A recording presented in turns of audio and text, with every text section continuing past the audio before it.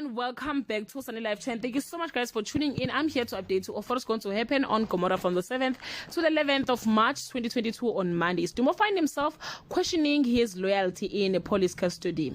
Melusi discovers that Thathi has spent Kokoko's money on Tuesday.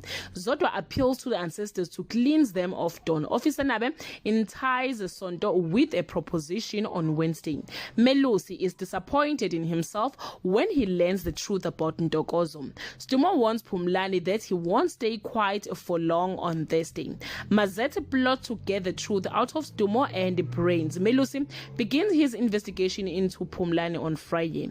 Mazette plots her revenge against Stumo and Brain. Melusi threatens to make good on Glady's demand. Guys, this is all I have for today. You can leave your comment below and share your opinion.